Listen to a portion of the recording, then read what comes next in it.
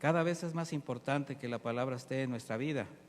Y precisamente de eso les quiero hablar el día de hoy, de la importancia de la palabra de Dios en la familia.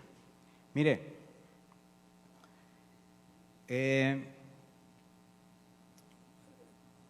estos tiempos, de manera especial, y no son exclusivos, pero de manera especial han sido difíciles también en el entorno familiar, debido a que pues a la mayoría tomó por sorpresa, nadie esperaba esto, mucho menos lo deseaba, y el ritmo de vida cambió para todos, de manera que esto ha traído ciertas circunstancias de las cuales hoy quisiera yo hacer un poquito de énfasis en cómo la palabra de Dios es la única que nos va a poder sacar adelante, porque a veces se nos olvida y vemos pasar los problemas, vemos las circunstancias y como que es más fácil acostumbrarse a esas situaciones, a entender que tenemos la palabra profética más segura, el consejo de Dios en todo momento. Y teniendo la solución a la mano, empieza alguien a buscar alternativas que normalmente están fuera del consejo de Dios y traen consecuencias. Así que hoy vamos a hablar de este tema y tratando de poner un nombre al tema, pues este que se me ocurrió está así un poco romántico, hogar, dulce hogar, ¿qué le parece? ¿Alguien quiere tener un hogar, dulce hogar? Mire, en todo tiempo, en toda generación, siempre ha habido un deseo natural en el hombre de tener a su lado a alguien con quien compartir su vida. El único que no decidió eso fue Adán, pero el Señor sabía que necesitaba su ayuda idónea y se la puso. De ahí que se viene esta necesidad natural del hombre, de la mujer, de tener a alguien con quien compartir su tiempo por toda la vida que el Dios le dé, tener una familia, tener hijos. Y siempre con la ilusión que su casa sea un lugar seguro, ¿sí o no? Un lugar seguro, sano, donde se respire una atmósfera de paz, de bendiciones. De hecho, cuando una pareja, y estoy hablando de un hombre y una mujer, porque se trata de tener una familia y tener hijos, ¿verdad? Cuando un hombre y una mujer se unen para iniciar este camino del matrimonio, privilegiado camino del matrimonio. ¿Quién siente que el matrimonio es un privilegio de Dios que nos da? Bueno, mire, cuando uno empieza y sale de su casa de soltería, hace un equipaje. ¿Pero qué cree? No solamente con ropa. ¿Quién se acuerda cuando hizo su maletita y se despidió de papá y de mamá? ¿Y qué sentía? Pues algún tipo de, hasta medio angustiante, pero no podía dejar de hacer la maleta, ¿verdad? Estaba aquí en la mente y en el corazón, por ahí un Shrek, una Fiona, ¿verdad? O un príncipe encantador, una princesa encantadora, ¿verdad? Pero fíjese que además de su ropa, también usted empacó proyectos, expectativas, para alcanzar un ansiado y vivieron felices ¿ya ve que sí sabe? Ahora, sin temor a equivocarme, mis hermanos, quienes nos casamos, siempre fue con esa ilusión de tener un matrimonio y una familia con un lugar seguro para vivir, un dulce hogar para vivir felices por siempre. Pero sabemos que esto no es así. Vamos a bajarnos un poco de la nube, ¿verdad? ¿Y por qué, mis hermanos? No por ser fatalistas, simplemente realistas. El ritmo de vida, las circunstancias que habrán de suceder y que a veces uno no se pone a pensar de todo lo que va a venir también con el matrimonio, lo que se habrá de experimentar en el día a día, nos van a alcanzar. Y le voy a decir que para eso no importa la creencia que tenga, no importa su estado social, su estado económico, no importa todo eso, porque la vida a cada uno le va a dar experiencias que lo van a hacer recapacitar en el camino que va a andar, como familia, como matrimonio. Y aquí es cuando nosotros nos damos cuenta de algo. Cuando los proyectos, los planes, enfatizando que estoy hablando con cristianos, porque yo le estoy hablando a la familia cristiana en este momento. Y si alguien que escuche este mensaje aún no es cristiano, le va a servir para voltear sus ojos a Jesús. Entonces, si los proyectos que hacemos, no importa qué proyecto sea, no se afirma en fundamento sólido, la realidad es otra. ¿Y cuál es nuestro fundamento sólido? Jesús, la roca. Y cuando suceden las situaciones, mis hermanos, cuando nosotros no fundamentamos en la roca, pues pese a los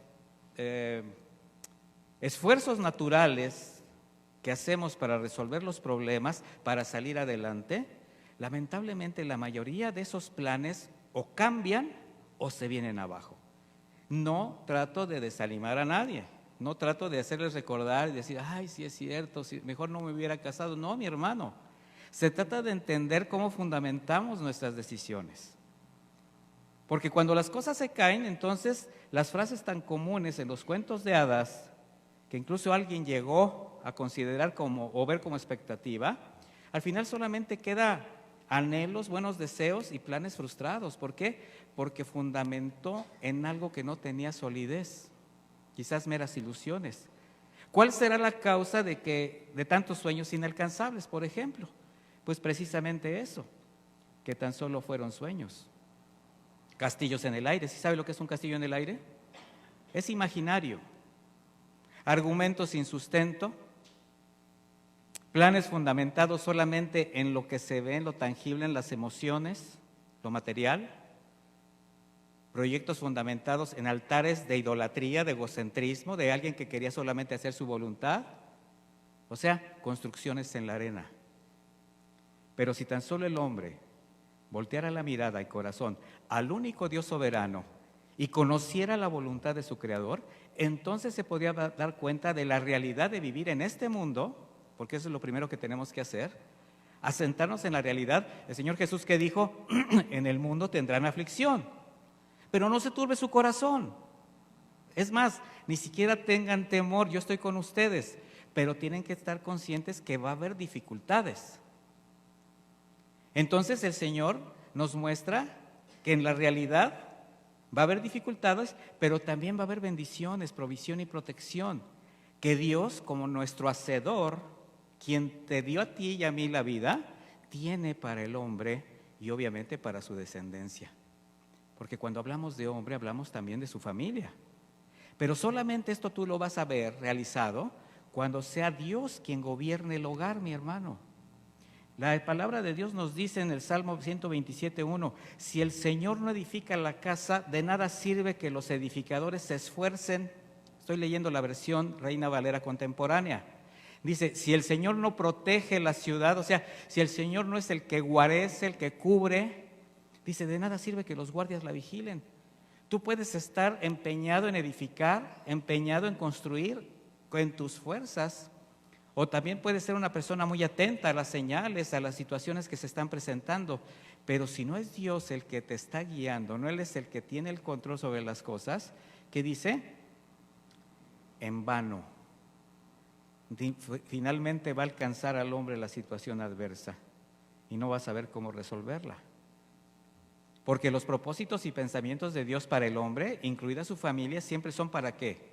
Para bien, eso lo sabemos y lo comprobamos con su fidelidad, con todo lo que sabemos. Y por eso desde el principio Dios proveyó al hombre de todo lo necesario para que pudiese sustentar su vida y cubrir todas sus necesidades. Ustedes saben que el Señor proveyó de todo y sigue proveyendo. El problema del hombre es cuando solamente pone los ojos en eso, en lo que llena sus sentidos.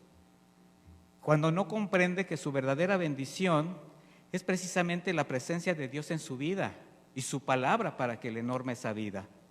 Así como en el Edén, que provocó la caída del mismo hombre. ¿En dónde puso sus ojos a Eva y Adán? En lo tangible, en lo material, en lo que llenaron sus expectativas.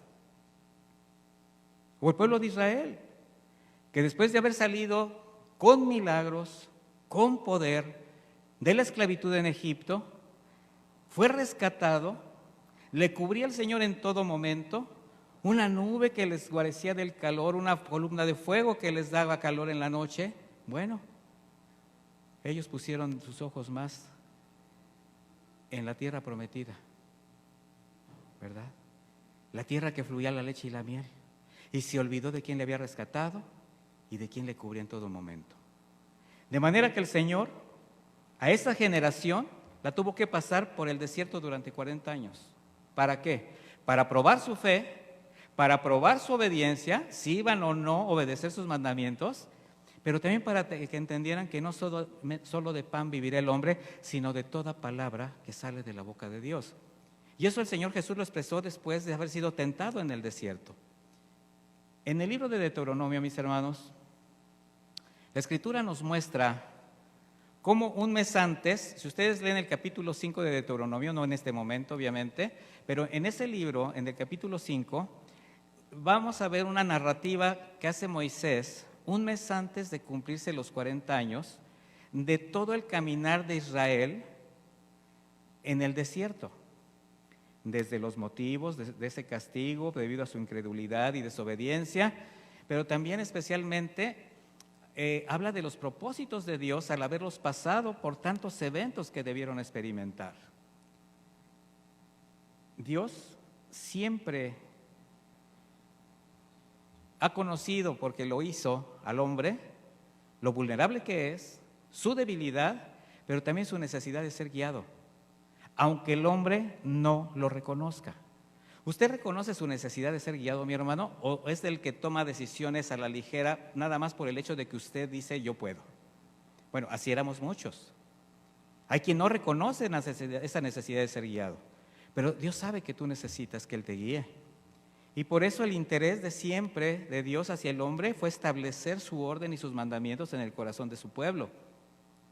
Tú eres el pueblo de Dios ahora, mi hermano. Nosotros somos el pueblo de Dios.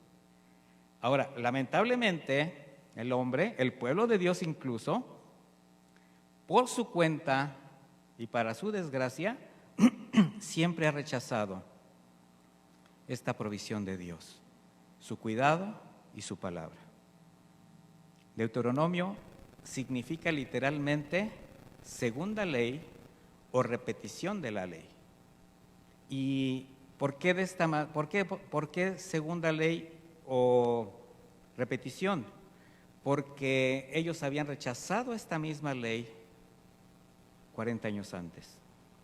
Así que el profeta, su guía, quien los sacó de Egipto, Moisés, les empieza a narrar los acontecimientos, porque están a punto de entrar a la tierra prometida, y lo que hace es hacer una narrativa del momento en que el Señor le entregó las tablas a él para darle los mandamientos al pueblo. Y vamos a leer Deuteronomio 5 a partir del versículo 22, y esto solamente para darnos una idea de lo que el Señor sabe de nosotros y desea de nosotros. Nos va a quedar como un antecedente para poder entrar de lleno al mensaje. Dice Deuteronomio 5, 22. Estoy leyendo la versión más actual, pero usted sígame en la versión que tenga. Dice: el Señor dirigió estas palabras a toda su congregación en el monte. Desde el fuego, la nube y la oscuridad las pronunció con voz potente. Y no añadió más. Las escribió en 2 tablas de piedra que me entregó a mí. Y cuando todos ustedes, los príncipes y ancianos de sus tribus, oyeron la voz que salía de en medio de las tinieblas y vieron que el monte estaba envuelto de llamas, vinieron a verme y dijeron: ya hemos visto que el Señor nuestro Dios nos ha mostrado su gloria y su grandeza. También hemos oído su voz salir desde el fuego. Hoy hemos visto que el Señor habla a los mortales y que estos aún siguen con vida. Ahora bien, este gran fuego podría consumirnos. Y si oímos otra vez la voz de nuestro Señor y Dios, seguramente moriremos. ¿Por qué tenemos que morir? Y además, que somos los mortales para oír la voz de Dios viviente, del Dios viviente, hablar de en medio del fuego como nosotros lo oímos y aún seguir con vida. Dice: acércate tú al Señor nuestro Dios y atiende todo lo que Él te diga y luego tú nos repetirás todo lo que el Señor nuestro Dios te diga y nosotros oiremos y actuaremos. ¿Se da cuenta esta primera parte? El pueblo se dio cuenta del poder de Dios, de la soberanía de Dios, y dijo, ¿sabes qué? Ya nos dimos cuenta de quién es Dios. Mejor acércate tú. Contigo como que hay más confianza, ¿verdad? No queremos morir, pero lo que te diga Dios, lo haremos. ¿Cuántas veces usted ha dicho eso? Lo que diga Dios, lo haremos. Ya sabe por dónde voy, ¿verdad? Ahora dice el Señor, en el versículo 28, el Señor oyó la voz de sus palabras, cuando ustedes me hablaban y me dijo, ya he oído la voz de este pueblo y las palabras que ellos te han dicho, y todo lo que han dicho está bien. Sí, pues está bien. Pero luego dice en el 29, ¿cómo quisiera yo que tuvieran tal corazón, que me temieran y cumplieran siempre todos mis mandamientos, para que a ellos y a sus hijos les fuera siempre bien? O sea, sí, qué bueno que reconozcan mi soberanía, qué bueno que sepan que pueden morir delante de mí, qué bueno que digan, tú sé nuestro vocero, pero ojalá que sí lo creyeran. Ese es el corazón del Señor. Él conoce el corazón del hombre. Esa es la soberanía de Dios. Y bien, eso es lo que Dios espera de sus hijos. ¿Usted cree que sigue esperando el Señor de sus hijos que nosotros obedezcamos sus mandamientos? Claro. Seguidamente Moisés les enseña los mandamientos nuevamente que le fueron dados en el Sinaí y establece la ley en el pueblo. Están a punto de entrar a la tierra prometida. Y ya en Deuteronomio 6, a partir del versículo 1, dice de esta manera, estos son los mandamientos, estatutos y decretos que el Señor su Dios me ordenó les enseñara para que los pongan por obra en la tierra de la cual van a tomar posesión. Y comienza, versículo 4, oye Israel, el Señor nuestro Dios, el Señor es uno. Y amarás al Señor tu Dios con todo tu corazón y con toda tu alma y con todas tus fuerzas. Estas palabras que hoy te mando cumplir estarán en tu corazón y se las repetirás ¿a quiénes? A tus hijos. Y hablarás de ellas cuando estés ¿en dónde? En tu casa. Y cuando vayas por el camino, y cuando te acuestes, y cuando te levantes. ¿Dónde haces todo eso? En tu casa, hermano. Dice, las atarás en tu mano como una señal y las pondrás entre tus ojos como frontales y las escribirás en los postes de tu casa y en tus puertas. Este es el antecedente, mis hermanos. Para quienes ahora estamos viviendo tiempos diferentes, la palabra de Dios es la misma.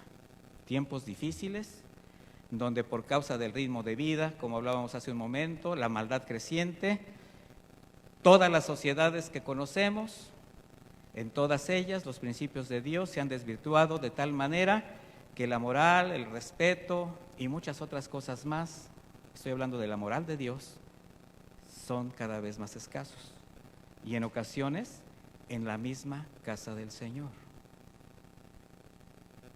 Pero por ejemplo en la familia, la autoridad de los padres cada vez es más menospreciada, incluso ignorada.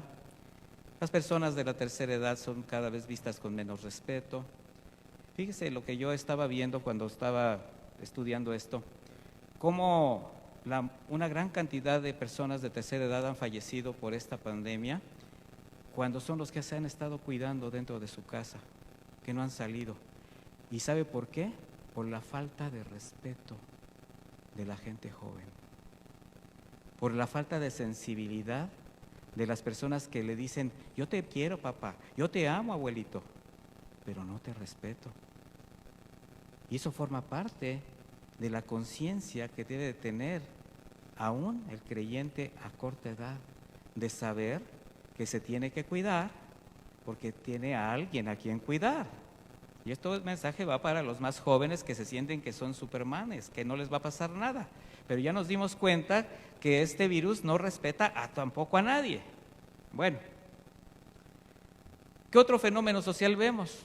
Maridos que han delegado su lugar en el hogar, esposas que se han enseñoreado del esposo, de los hijos y han convertido su hogar en un matriarcado. Sin embargo, el orden y los principios morales de Dios no cambian.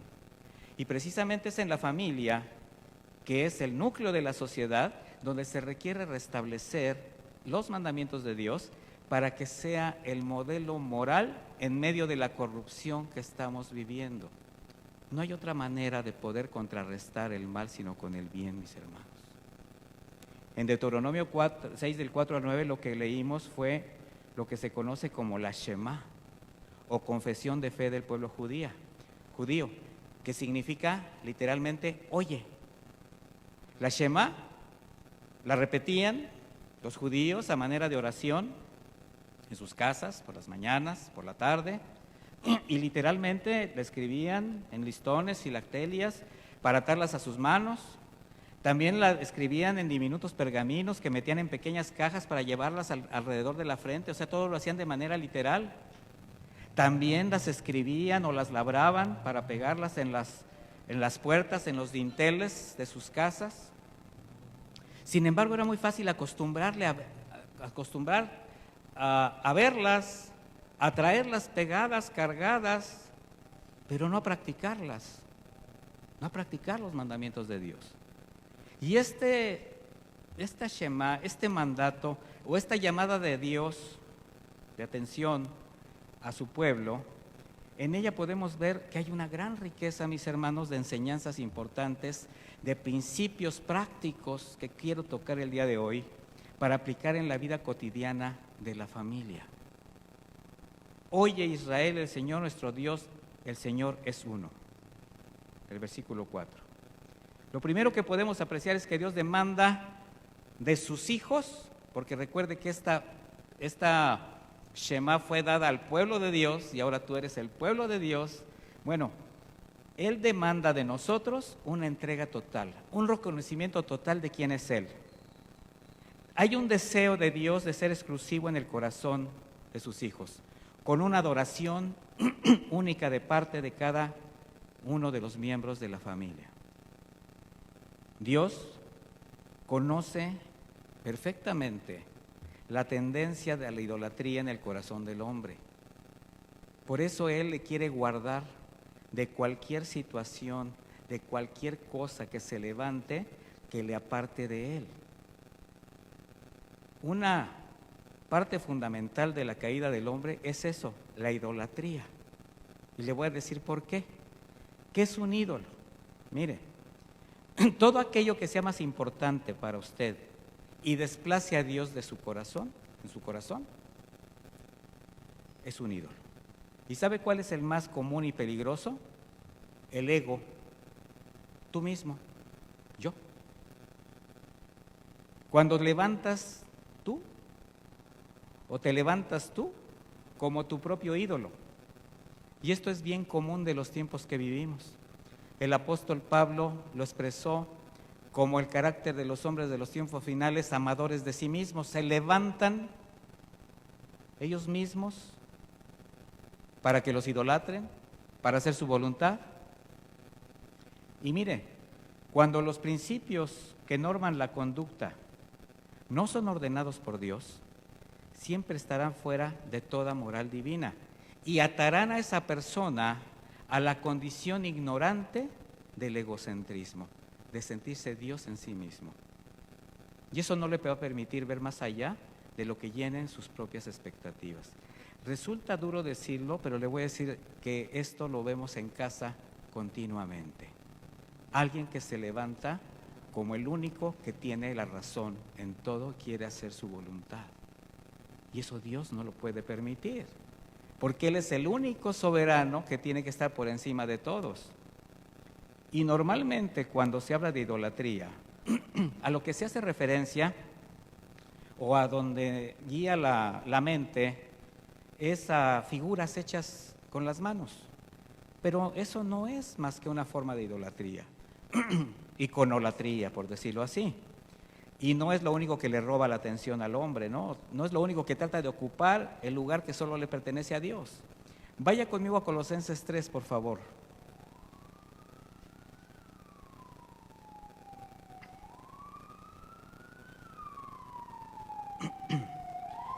Colosenses 3, versículo 5.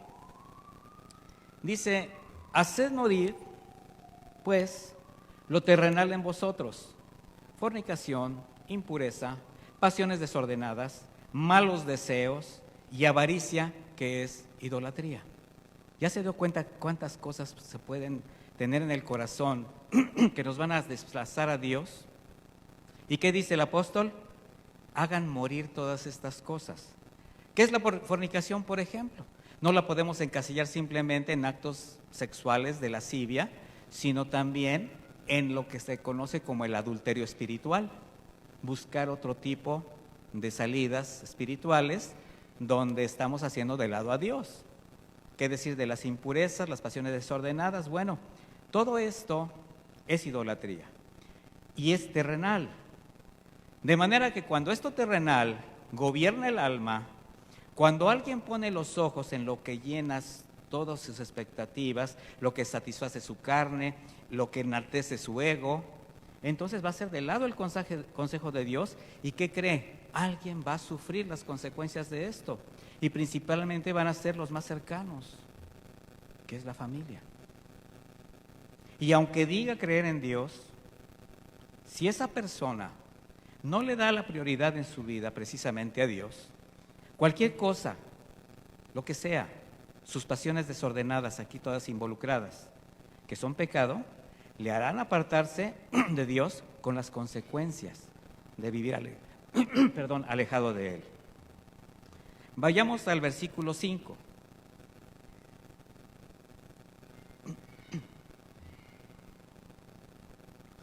De Deuteronomio 6. Dice, y amarás al Señor tu Dios con todo tu corazón, con toda tu alma y con todas tus fuerzas. Entonces, primero tenemos que tener la convicción que Él es uno, que Él es Dios, y ahora que le tenemos que amar de esta manera. Dios quiere un amor sin reservas, no en medianías, no dividido, porque al involucrar el corazón, el alma y las fuerzas, está expresando la totalidad del ser humano. ¿Esto qué es? Que nuestro amor a Dios no quede en ningún lugar, ningún espacio vacío que pueda ser propicio para que algo ajeno tome un lugar que solo pertenece a Dios. Es llenar el corazón de la palabra de Dios, llenarlo de Él mismo. Mire, amar a Dios con todo el corazón y el alma no solamente involucra las emociones y el sentimiento, que son parte de nuestra naturaleza, también el razonamiento y la voluntad. Y al ser el entendimiento y la convicción de que estás ante el Creador de todas las cosas, que estás delante de un Dios 3 veces santo, soberano, dueño de la vida y de la muerte, y que Él es el que te está extendiendo su amor, su misericordia y su gracia, esto te va a llevar, si tú reconoces todo esto, a amarle con todas tus fuerzas, que es precisamente una consagración absoluta con una vida de obediencia y de adoración. Ahí está involucrada el alma, el corazón y las fuerzas. Porque, ¿cómo podría usted y yo proclamar a Dios como nuestro Dios si no nos entregamos por completo a Él? ¿No cree que sería incongruente decir, Él es mi Dios, Él es mi Señor, y tener el corazón dividido con otras cosas? De ahí la necesidad de examinarnos, considerar cómo es realmente nuestra relación con Dios. O sea, ¿cuánto le amas? ¿Y sabe cuál es el parámetro? Si me amas, dijo el Señor, obedecerás mis mandamientos. Volvemos a lo mismo. O sea, el Señor no cambia. Y hoy más que nunca, muchos creyentes, familias enteras que se consideran cristianas y que en su tiempo caminaron con Dios, por los distractores de la vida, por las situaciones que han pasado o están pasando, han dejado de vivir y testificar como quienes conocen al Señor. Y estos afanes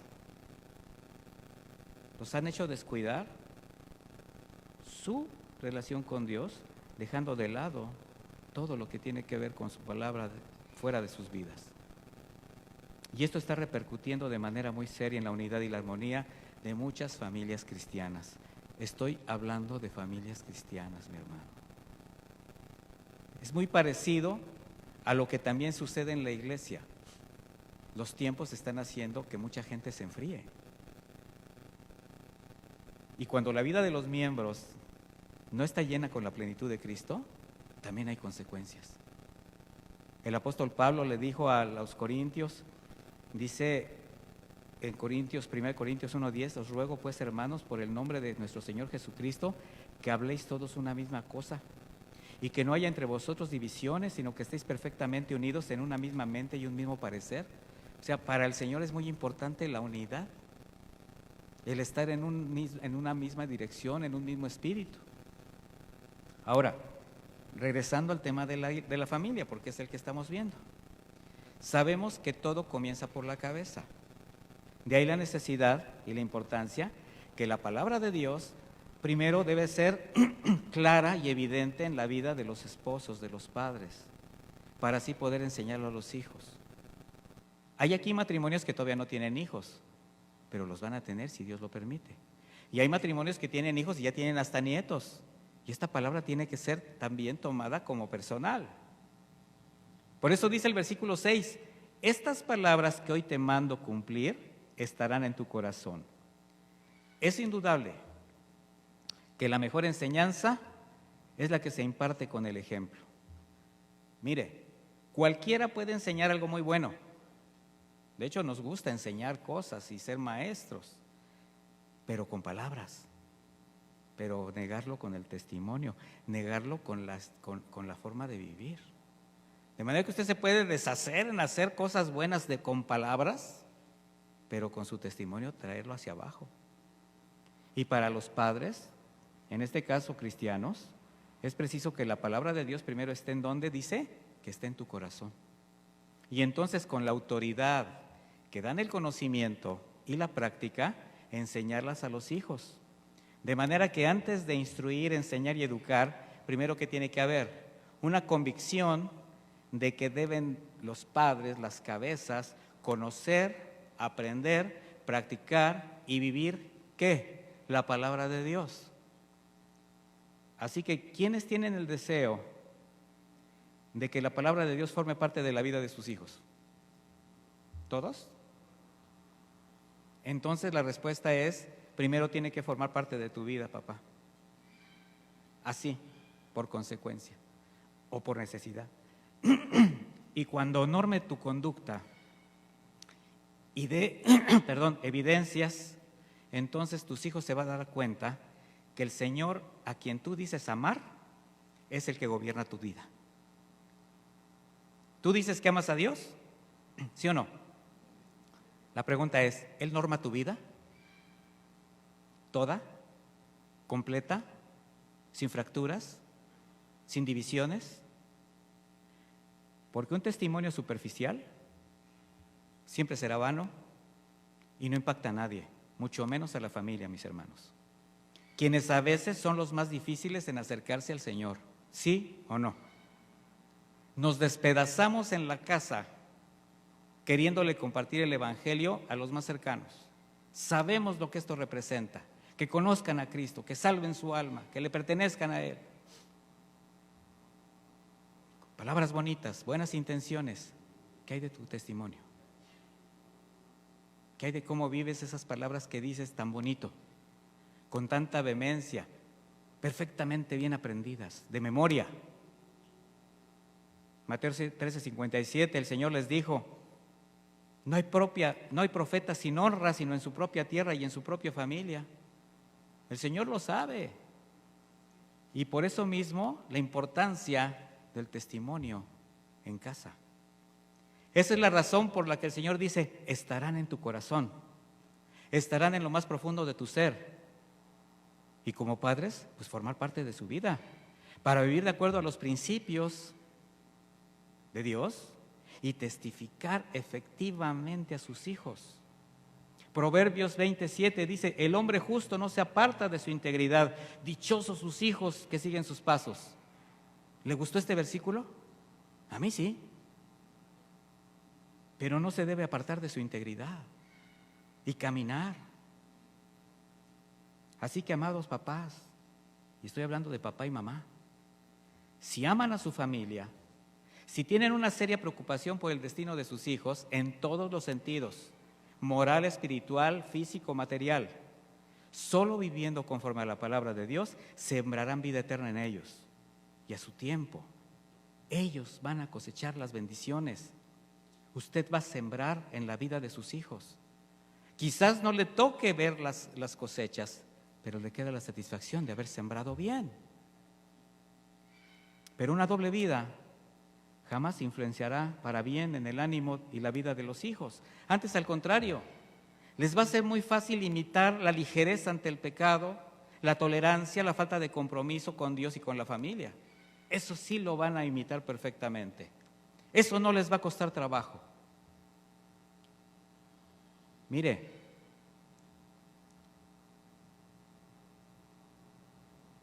tener la palabra de Dios en el corazón requiere de esfuerzo. Hay que estudiar, hay que meditarla y por supuesto aplicarla cada día. Recuerde algo, de la abundancia del corazón, ¿qué va a hablar? La boca. De eso que usted hable con abundancia, sus hijos están pendientes. Póngase a pensar un poquito qué es de lo que más habla en casa. De la televisión, del fútbol, de las novelas o de Dios. Por eso dice, versículo 7, y se las repetirás a tus hijos y hablarás de ellas cuando estés en tu casa, cuando vayas por el camino, cuando te acuestes, cuando te levantes. ¿Alguien acostumbra a caminar en las mañanas? ¿Se lleva a sus hijos? Invítelos. ¿No van a querer ir? Pero usted invítelos. Actividades que puedan hacer juntos.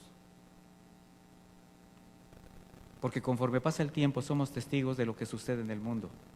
Y mire, conforme crece la maldad, que es inevitable, también aumenta la necesidad de estar bien preparados para enseñar a los hijos, pero con la palabra de Dios. Instruye al niño en su camino y aun cuando fuere viejo no se apartará de él. Proverbios 22:6. ¿Recuerda ese proverbio? Por eso les decía, vamos a recordar un poquito. Ahora, ¿cómo la repetirás a tus hijos? Vamos a ser prácticos, leyéndoles religiosamente los mandamientos día y noche y exigiéndoles que se los aprendan de memoria. Oh, yo conozco padres así. ¿Y sabe qué hacen? Hacen que sus hijos odien la palabra de Dios. ¿No es así? Mire, en la Biblia usted tiene la palabra profética más segura, tiene todo el consejo de Dios, tiene una gran cantidad de consejos y de formas de poder expresarla. Vamos a ver qué dice al respecto. Efesios 6:4 dice, lo voy a leer en una versión también actual. Efesios 6:4. Y ustedes, padres, no hagan enojar a sus hijos. Ustedes ahí pueden leer, no los exasperéis. Dice, sino más bien edúquenlos con la disciplina y la instrucción que quiere el Señor. ¿Cuál es la disciplina y la educación que quiere el Señor? ¿Sabe qué es lo primero? La actitud.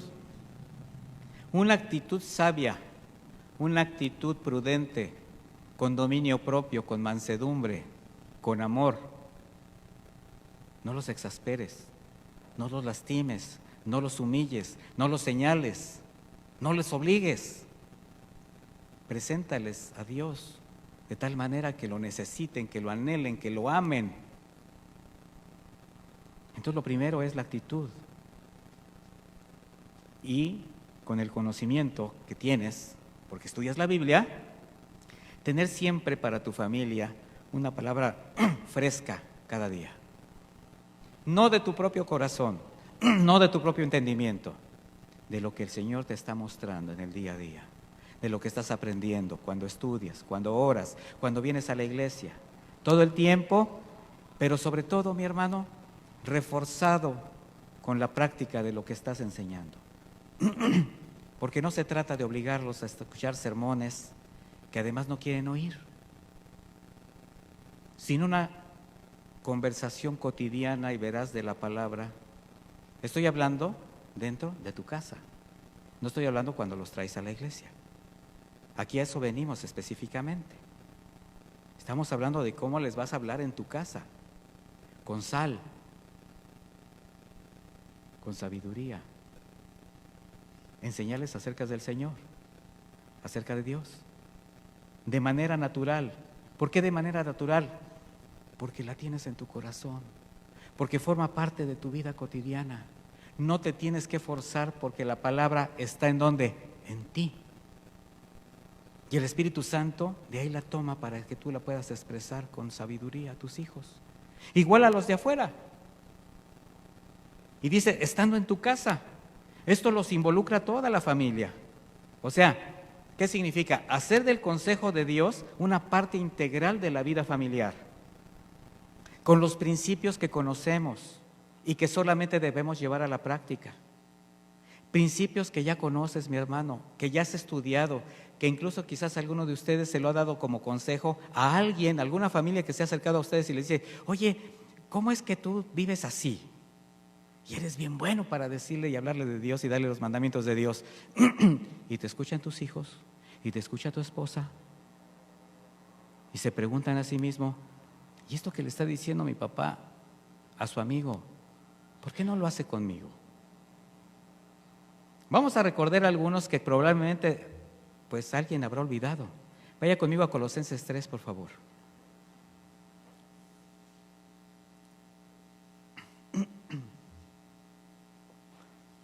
Quizás hasta más de alguno diga, ay, eso yo ya lo sé, ya me lo dijeron, ya lo predicaron. Y yo le pregunto, ¿y lo practica? Colosenses 3, 18. Esposas, sométanse a sus esposos, pues este es su deber como creyentes en el Señor. A ver, y aquí las esposas empiezan a bajar la mirada como que no oí. Versículo 19. Esposos, amen a sus esposas y no las traten con aspereza. Ahora el que se agachó fue otro. Hijos, y aquí hay muchos hijos que son solteros o ya están grandecitos y todavía tienen a sus padres. Hijos, obedezcan ¿en qué? En todo. A ver, levanten la mano los que son hijos solteros. Ay, pues hay un buen. Obedezcan en todo. ¿Verdad que sí, papás? En todo. ¿A sus qué? A sus padres, porque esto agrada al Señor. Padres, no exasperen a sus hijos para que no se desanimen. ¿Ven cómo para todos hay? Al principio comenté precisamente estas diversas prácticas comunes en los tiempos que estamos viviendo, y no solamente por la pandemia, sino por la corrupción de todo lo que está sucediendo dentro del seno familiar. En cómo el papel, por ejemplo, de los esposos en el matrimonio se ha desvirtuado. Y mire, en el hogar cristiano hay deberes, hay obligaciones, también hay derechos. Y hablamos ahorita de que para la esposa, el más importante, en donde está haciendo énfasis la Escritura, es en el sometimiento a su esposo. Ahora, cuando no se ha comprendido el verdadero significado del sometimiento, y esto es para que lo tengamos otra vez presente, pues por eso se ha convertido en un tema que ha trastornado la relación entre los esposos. El esposo simplemente dice, tú te tienes que someter a mí.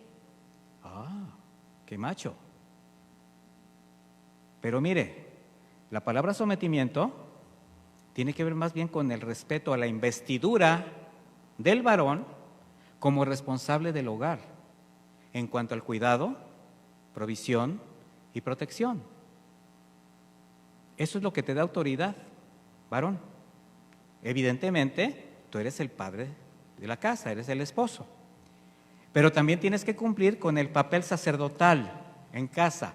¿A qué me refiero? Tú eres el que tienes que llevar a tu familia al Señor, procurarles el alimento espiritual. Y no solamente es decirles, ya es domingo, las 10 de la mañana nos vamos a la iglesia. Sí, eso es importante, pero estamos hablando de que tú tienes que aprender la palabra para darla a ellos con toda la actitud y la frescura, en el día a día, en el momento adecuado, con tu testimonio, de diferentes formas. De manera que en este caso, la esposa lo que va a hacer es someterse a esa autoridad y apoyar, no tomar su lugar. Ni el padre puede delegar esta responsabilidad, ni la mamá la debe de tomar, sino ayudarle para que pueda cumplir con la tarea de cubrir todas las necesidades de su casa, de su familia. En la actualidad, la misma vida nos lleva o ha llevado a la sociedad a que muchas mamás trabajen, y está bien que aporten para el gasto familiar, pero no se puede perder de vista el orden de Dios dentro de la casa. La falta de respeto al varón, el tratar de usurpar su lugar, le produce desaliento, mis hermanas. Les estoy hablando a ustedes, hermanas, mamás, esposas. Por eso la esposa también tiene que enseñar a sus hijos a respetar a papá. Y lo primero lo que tiene que hacer es, pues, hacerlo con el ejemplo, el respeto que le tiene al esposo. No hablarle mal a sus hijos de su papá, o no amenazarlos con su papá. Vas a ver cuando llegue tu papá, vas a ver lo que te va a hacer. Y ahí la mujer se lava las manos, sí quiere la autoridad, pero no quiere el compromiso, y pone al papá como Shrek, como el ogro. No, mis hermanas, es darle el respeto. Sí, ahora que venga tu papá se va a tener que enterar de esto, porque él es el que va a tener que tomar una decisión muy diferente a vas a ver, ¿verdad? A echárselas encima. Mire, recordemos que vivimos días malos, tiempos difíciles, y cualquier situación, más ahora que nunca, puede interferir en la paz de la casa. Y esto carga de tensión el ánimo. ¿Y sabe sobre todo a quién? A papá. Porque él es el responsable de todas las cosas que están pasando. Bueno, no de las que están pasando, sino de resolver, de proveer, de cuidar. Entonces, cuando llega la enfermedad, se sufre la economía, hay hijos en rebeldía, esto carga al papá. Y los esposos deben estar más unidos que nunca. Y el respeto cobra una importancia mayor. Por eso, la sujeción de la esposa al esposo es porque el esposo está tratando de hacer su parte y ella lo va a ayudar, lo va a respetar. El varón necesita el respeto de su esposa y de sus hijos, eso le llena. Y el versículo 19 dice: esposos, amen a sus esposas, no las traten con aspereza. Aquí hay un complemento, porque a diferencia del esposo, la esposa lo que demanda es amor. ¿Y sabe por qué? Y no me van a dejar mentir, mis hermanas, porque en el amor va implícito todo lo demás. Va implícito el cuidado, la protección, el respeto y la provisión. Si me ama, provee de todo, me trata bien, me protege, me cuida, me respeta. ¿O no, hermanas? Necesita solamente amor de parte de su esposo. Y sobre todo, el trato delicado y suave que requiere un vaso frágil, como lo dijo el apóstol Pedro en 1 de Pedro 3:7, lo leo en la versión Dios habla hoy, dice: en cuanto a ustedes los esposos, ¿cuántos esposos hay? Para ustedes y para mí también. En cuanto a ustedes los esposos, sean comprensivos con sus esposas, denles el honor que les corresponde, teniendo en cuenta que ellas son más delicadas y que están llamadas a compartir con ustedes la vida que Dios les dará como herencia. O sea, delante de Dios, ¿cómo son? Iguales. Háganlo así para no poner estorbo a sus propias oraciones. ¿Tú oras al Señor, varón? Bueno, si no tratas a tu esposa con ese cuidado, que se trata un vaso frágil, tu oración no llega ni al foco. Te lo aseguro.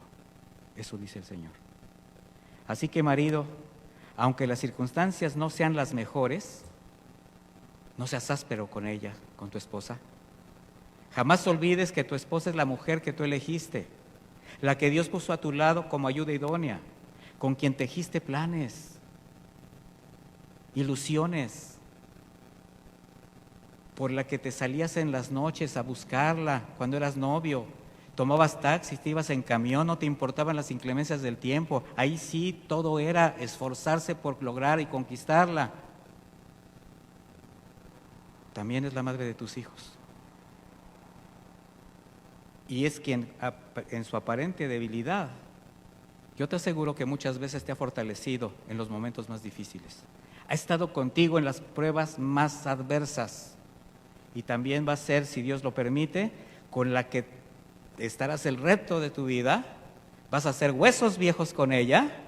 Por tanto, merece toda tu atención, tu cuidado y tu amor. ¿O no, esposas? Díganlo con convicción, no lo vean tan lejano.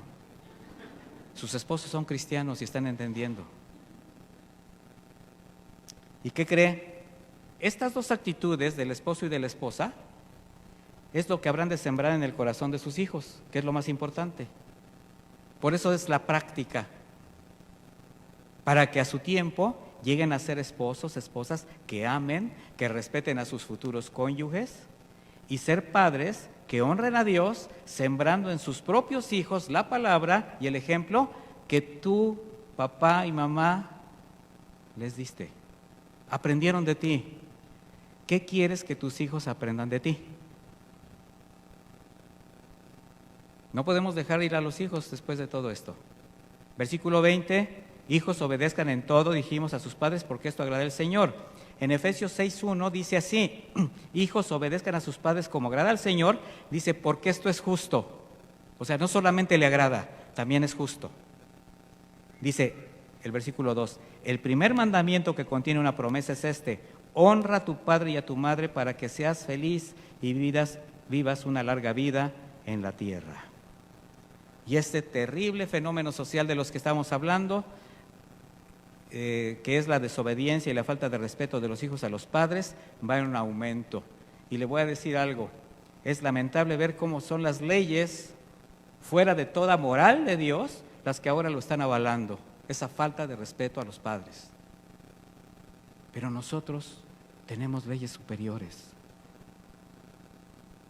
Sí cumplimos con muchas, con lo que nos ofrecen las leyes civiles, porque tenemos que obedecer toda autoridad. Pero hay leyes dentro del hogar que son más importantes que cumplir, que son las leyes de Dios. Es lamentable ver cómo ahora el pueblo se maneja solo. ¿Sabe lo que es la palabra democracia? Demos, pueblo. Kratos, poder. La democracia es el gobierno del pueblo. Imagínese usted. Por eso las leyes están hechas, ¿qué quieres? Esto te doy. ¿Qué quieres? Esto legislo. Y estamos viendo tantas barbaridades. Dice Oseas 4:6, mi pueblo ha sido destruido porque le faltó conocimiento. O sea, el pueblo, aunque quiera gobernar, sin el conocimiento de Dios, es un caos. Y dice más adelante, puesto que tú desechaste el conocimiento, yo te desecharé del sacerdocio. Ya está hablando de las autoridades, y en este caso estamos hablando de la autoridad sacerdotal en el hogar, el papá. Puesto que te olvidaste de la ley de tu Dios, también yo me olvidaré de tus hijos. Qué terrible. ¿Por qué? Porque estás sembrando mal. No porque Dios se quiera desquitar con tus hijos, simplemente tú estás sembrando mal. No hay tal como maldiciones generacionales de que porque el papá pecó, el hijo va a recibir el pecado del padre o el castigo del padre. No, mis hermanos, no existe eso en la Biblia. La Biblia expresa perfectamente, dice que los que comieron las uvas agrias no heredarán los hijos la dentera, no. O sea, los mismos padres pagarán por su pecado y los mismos hijos pagarán por el suyo, pero nosotros somos los que sembramos en ellos. Sin embargo, el consejo de Dios, con una promesa implícita, donde precisamente depende de la obediencia de los hijos que tengan de sus padres, pues no solamente porque es justo, sino porque le agrada, es esa, honra a tu papá y a tu mamá. Fíjate, de qué manera sabía el Señor o sabe el carácter de los hijos que se iban a rebelar, que iban a tener cierta insensibilidad, que le dice, miren hijos, honren a sus padres para que les vaya bien y tengan larga vida en esta tierra. ¿Quién quiere larga vida en esta tierra? ¿Quién quiere que le vaya bien? Honre a sus padres. La corriente del mundo es desbordante, mis hermanos, y nuestros hijos, nuestros niños, nuestros adolescentes y jóvenes es la presa preferida del enemigo. De ahí la importancia de darles recursos para poder defenderse de todo lo que les intente seducir y alejarse de Dios. Y para quien es hijo y es cristiano, le voy a decir esto. Usted ya tiene el conocimiento de lo que estamos hablando. No duden en respetar y dar honra a sus padres con su obediencia. No duden, hijos. Hagan de lado cualquier sentimiento que les evite hacerlo. Y un consejo muy particular del pastor: no juzguen ni guarden rencor a sus padres por lo que les llegaron a hacer en el pasado, o si aún sienten que les ofenden. Mire, hay quien tienen guardado un rencor hacia sus padres, ya grandes. Aquí no importa si tu padre es creyente o no lo es. Aquí no importa si tu padre fue bueno o no lo es. Solo hónralo, perdónalo, ámalo y obedécelo. Recuerda solamente algo: Dios te perdonó a ti. Por eso estoy hablando con hijos que son cristianos. Y eso va a marcar la diferencia, porque el mandamiento de Dios a los hijos no especifica que les honren si sus padres fueron buenos o fueron malos, solo los exhorta a la obediencia. Y esa es la belleza de la palabra de Dios, mis hermanos, que nos une, que nos reconcilia, porque ese es el corazón de Dios, un corazón reconciliador. En Juan 17:21 el Señor Jesús dice: te pido que todos ellos estén unidos, que como tú, Padre, estás en mí y yo en ti, también ellos estén con nosotros, para que el mundo crea que tú me enviaste. Aquí está hablando, sí, de la iglesia, pero está hablando de todos los hijos de Dios, que haya unidad. Por eso se las tienes que repetir a tus hijos, así como yo acabo de repetir esto. ¿Y sabes por qué la repetición? Porque nunca va a ser suficiente. ¿Cuántas veces ustedes le han dicho a sus hijos: hijo, tienes que hacer esto en la mañana? Y el hijo voltea y te dice: ay, mamá, ya sé. ¿Para qué me lo vuelves a decir? Si ya sé, si ya crecí, ya soy maduro. ¿Por qué me repites lo mismo todos los días? ¿Alguien pasa por esa situación todos los días? Y que el hijo le diga: ¿por qué me dices lo mismo? Pues porque no lo haces.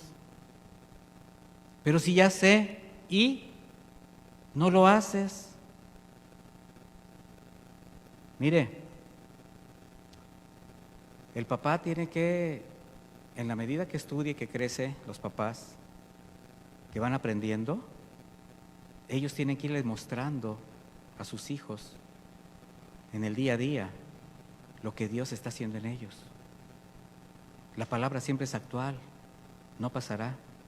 Dice en Génesis 18:17 cómo el Señor, cuando le da la promesa a Abraham, expresa algo que me llamó mucho la atención. ¿Cómo no habré de decirle a Abraham todas las cosas que van a suceder si yo sé que Abraham va a hacer? Mire, lo voy a leer. Génesis 18:17 dice: entonces el Señor dijo: ¿acaso voy a ocultarle a Abraham lo que voy a hacer? Si Abraham va a ser una nación grande y fuerte, y en él serán bendecidas todas las naciones de la tierra, yo sé que él ordenará a sus hijos y a sus descendientes que sigan el camino del Señor y que sean justos y rectos, para que el Señor cumpla en Abraham su promesa. Y así nos dice a nosotros: yo no te oculto nada de mi consejo, papá, porque yo sé que tú se lo vas a tener que repetir a tus hijos para que sean bendecidos en sus generaciones. El Señor no te oculta nada, mi hermano.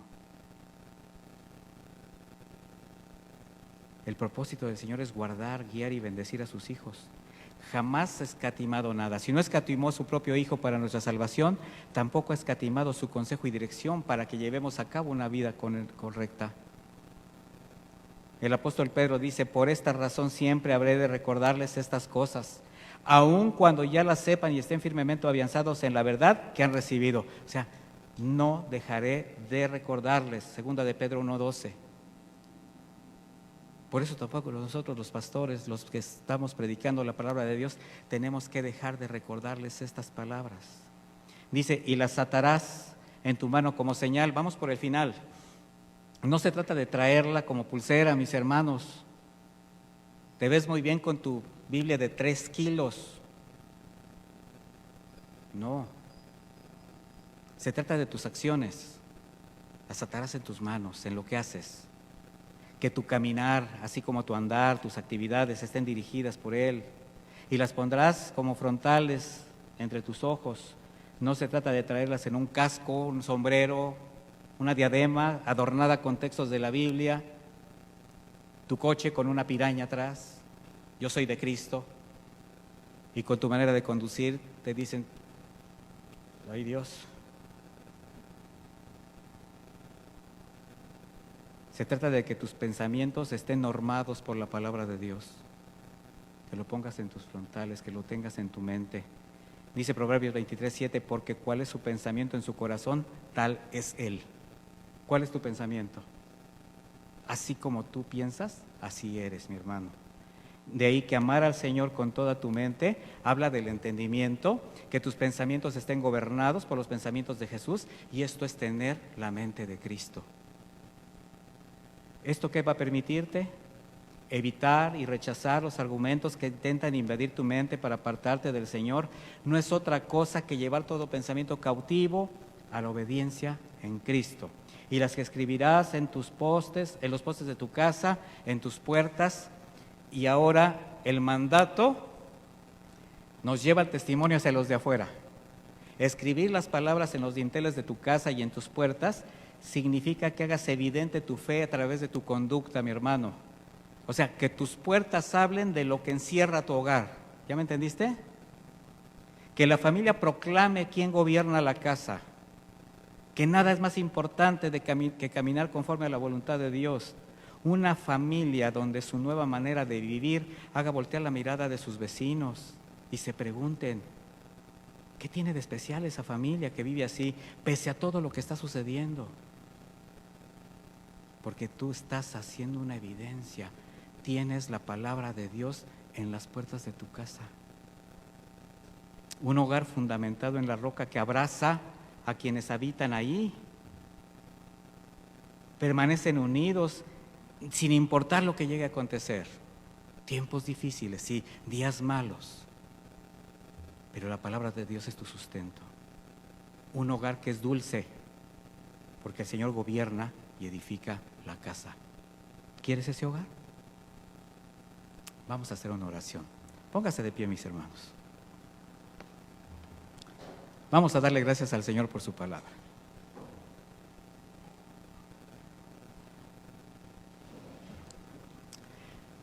Yo sé que están sentados por familia y separaditos, así que te voy a pedir, papá, mamá, hijos, que los que viven en el mismo techo, bajo el mismo techo, se acerquen, se abracen. Abrácense, porque esto agrada al Señor. Y digámosle, Padre eterno, te damos gracias por tu palabra. Te damos gracias porque tú tienes cuidado no solamente de cada uno, sino de la familia en lo general. Te damos gracias porque no solamente nos rescataste, Señor, de aquel destino tan terrible que nos llevaría a la condenación eterna, sino que nos has dado la oportunidad de conocerte a ti, de crecer contigo, de caminar contigo y de tener la palabra en nuestro corazón para podérsela dar a nuestros hijos, a nuestra familia, de ser de bendición a quienes están alrededor de nosotros, de ser portadores de la única palabra que puede dar vida eterna. Te damos muchas gracias, Señor, porque nos has recordado nuevamente que tu consejo es: amarás al Señor tu Dios con toda tu alma, con todas tus fuerzas y con todo tu corazón.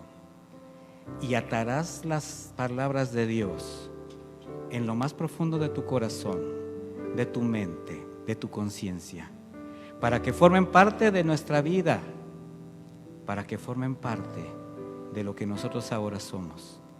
Y que en este entendimiento sea tu Espíritu Santo quien dirija la vida, no solamente individual, sino de toda la casa. Dale a los papás y a las mamás, mi Señor, el entendimiento. Dales unción fresca para que puedan discernir los tiempos, discernir su situación actual en el hogar y darse cuenta de las verdaderas necesidades entre esposos, entre los padres de sus hijos. Gracias, Señor, porque a ti tenemos todo el consejo. No necesitamos nada más, solamente obedecerte. Pongo delante de ti a cada familia, a cada uno de los papás, las mamás, los hijos que nos ven también por la transmisión, para que seas en sus hogares. Guárdalos de todo mal. En el nombre de Jesús. Amén y amén. Que Dios me los bendiga, mis hermanos.